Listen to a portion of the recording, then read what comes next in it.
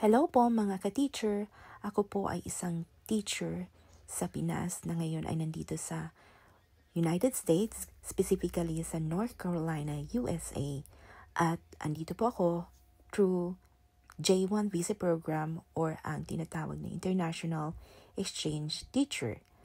Isa sa mga requirements ng Cultural Exchange Teacher ay ang pag-organize ng cultural activity. 2 cultural activities ang kailangan mong gawin sa isang taon. Isang cultural activity ay involve ang community na ipapakita mo ang culture ng Pilipinas. Sa cultural activity namin ngayon ay ginanap ito noong October 19 sa isang high school or middle school dito sa North Carolina. Nagsama-sama ang lahat ng international teacher under Educational Partners International, Participate Learning at mga ilan pang mga visa sponsors. Kami pong lahat ay mga teacher sa Gaston County School District. Sa program na ito ay nagpakita ng iba't ibang presentations ang iba't ibang lahi na nandito sa Gaston District. Kami po ay nag-organize ng isang theme, lahat ng folk dances. Other than that, nag-prepare din kami sa mess hall ng iba't ibang putahe na Pinoy. So, ang niluto ko naman ay maha, pero hindi ako nakatikim o nakakain ng mga Pinoy food sa araw sa venue or sa programa na yun. May kinuha pala si Eman. Sorry. So, nagpumila kami doon sa ibang lahi. May Mexico. Ano pa yun? Yun. Bahamas. So, yun yung mga pinuntahan namin na booth sa presentation na yun. Ito yung kanilang mga luto. Masarap din naman, Asian food. Pero merong silang herbal na nilalagay. Ito naman ang sinayaw namin, ang sakuting. Pare-pareho kami ng suot maliban sa palda. Nagkataon lang na black yung suot namin, kaya hindi mo makikita na iba-iba yung mga style na yan. Yung pantaas naman ay pinadala namin sa J2 ng isa sa kasamahan namin. Yung J2 po ang tawag sa asawa at mga anak ng J1 visa holder. So, yan yung suot namin. Binili naman namin yung stick na yan sa Amazon.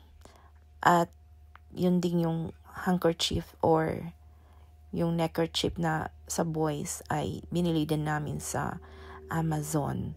Kaya nagkaroon kami ng uniform sa aming mga suot.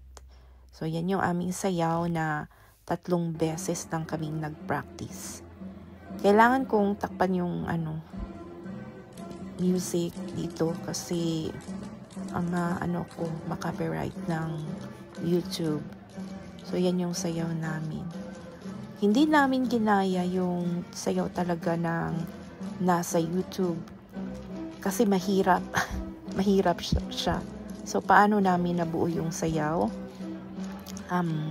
Nabuo namin sa yung parang may mga sayaw o yung mga action doon sa YouTube na medyo madali na ginawa namin na kinustomize na sa amin lang. Yan. At kaya nabuo namin yung sayaw. Medyo hindi talaga magkasabay-sabay, lalo na yung pagpitik ng mga kawayan namin. Iba talaga siya. Pero ang usual na presentation, presentation ng Philippines ay napakaganda. Ang ibang mga lahi, nag-present lang sila ng slide. Nakita nyo yung sa taas na ng telon. Meron dyang white screen. Binababa yan siya. Kasi halos yung lahat ng 3 presentation ay sila ng slide presentation, tapos in-explain nila yung culture ng kanilang bansa. So, yan yung kasama namin na mga international teacher nasa likod ng mga flags. Hindi ko masyadong memorize yung mga mga flag. Jamaica, yung may green, yellow at saka black. Naalala ko kasi sabi niya na sila lang daw yung flag na walang blue at saka red at white. So yun ang kanyang na share. Kasunod namin na sayaw yung kanina. So ito inulit na naman kasi ito yung hindi ko alam kung kaninong video ito. So na-share ng mga video tapos sinishare lang nila yan siya sa GC namin. May GC kami ng lahat ng mga Pilipino sa Gaston District under API. So meron kaming GC, sinisend doon yung mga videos, mga photos na pwede namin gamitin at i-share kasi wala kaming mga official photographer. Ang naman, yung action na yan, after nyan ay merong as a whole na yung tinatawag na finale. Yan, sumayaw kami na pang finale. Nagkaroon kami ng isang practice lang talaga para mabuo yung finale na yun. At yung general rehearsal namin. Tapos pinalabas na kaagad kinabukasan. Doon din kami sa araw na yun, doon din namin inayos yung aming venue, Holbrook Middle School. Meron din kasing mga teachers na Pinoy nandito sa Holbrook. Kaya sila yung kipag-coordinate sa principal ng Holbrook Middle School.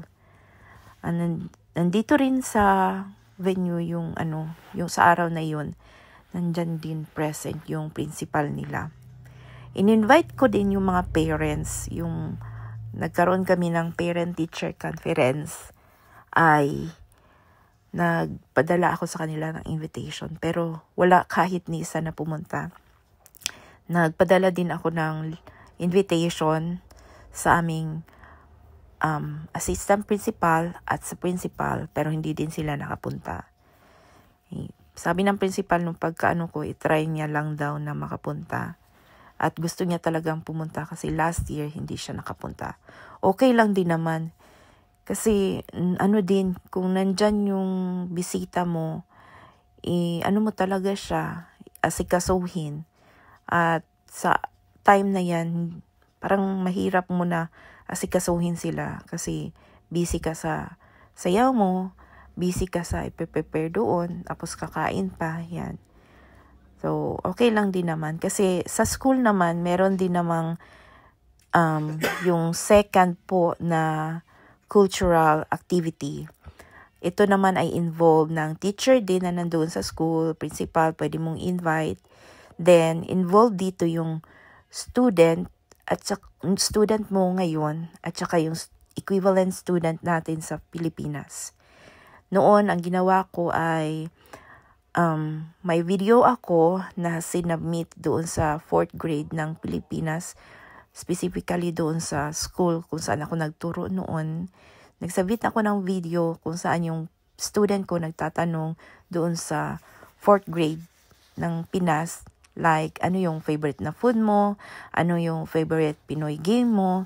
Then, sasagot sila, yung Pilipinas na mga estudyante, sasagot sila through video din na isasubmit sa akin ng teacher na nakikipag-coordinate sa akin. Then, kailangan ko din ng mag-ask permission dun sa principal ng school ko at saka school nila. Pati yun sa mga parents kasi i-video nga sila. Then pagkapasa nila ng sagot nila, magtatanong din yung mga Pinoy sa mga local dito na mga estudyante kung ano din yung, depende kung anong tatanong nila, like ano din ang favorite food nila, ano yung may dance ba sila na alam na pang US, ganun. Then isisend ko naman yung video na as a whole na doon sa Pinas. At merong isang araw na ipapalabas yon at yung tinatawag na yung day na talaga ng pag-facilitate mo ng cultural activity ng school to school involving the students sa US at students sa Pinas.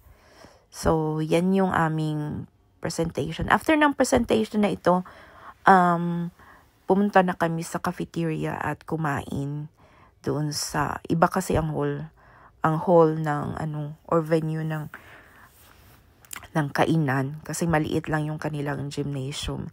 Hindi katulad noong last year, sa venue na yun, malawak kasi siya yung sa stage banda. Doon na din sumayaw. Then sa side, ginawa yung mga table na or booth sa bawat countries. So, yan yung ang mga tao, mga about 200 siguro katao ang nag-attend. Kasi may mga, pumunta din ng mga principal, ng mga teachers na nag-present. May mga J2, mga anak at asawa. Yan. At ang iba ay mga friends ng mga sumayaw. So, yan yung aming sayaw. So, thank you for watching sa lahat po ng sumusuporta ng Teacher Prezi in USA. Umabot na po tayo ng 4,570, I guess. And then, malapit na po tayong makapag-check out ng ating revenue sa ating monetization. Kaya thank you po sa lahat ng sumusubaybay sa ating YouTube channel. Ginawa ko po ito specifically sa pag-collect ng lahat ng mga pictures, ng mga videos namin na nandito kami sa United States. Kasi nga, ito para siyang drive na hindi maubos-ubos yung, ang tawag, walang limit yung storage. Walang limit yung storage. So, yan. Kaya dito ko ina-upload yung mga videos ko sa lahat. Hindi naman lahat. Kasi yung iba hindi ko nakaka-capture ng video. May mga photos ako na pinopost din sa aking personal na Facebook account. At naka-private yung aking Facebook account. Dito ko siya sinesend sa YouTube yung mga ipapublic ko na personal account. So, thank you po sa lahat ng sumusuporta. Abangan niyo po ang iba po nating mga videos. At lalo na ngayon ay winter time na dito sa United States. Hindi naman masyadong malamig pa ngayon. Actually, bumalik na naman yung sa summer time na temperature dito sa amin. Yan. So, abangan nyo po yung mga ipopost namin na mga YouTube videos. Thank you!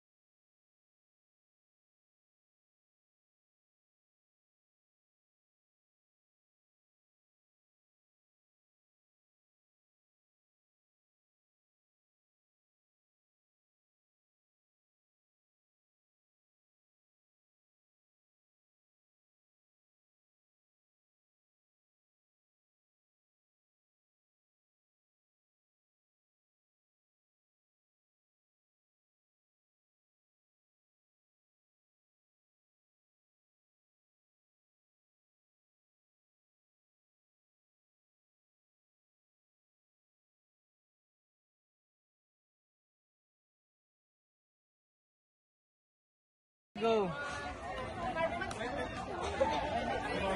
Lights, camera, action!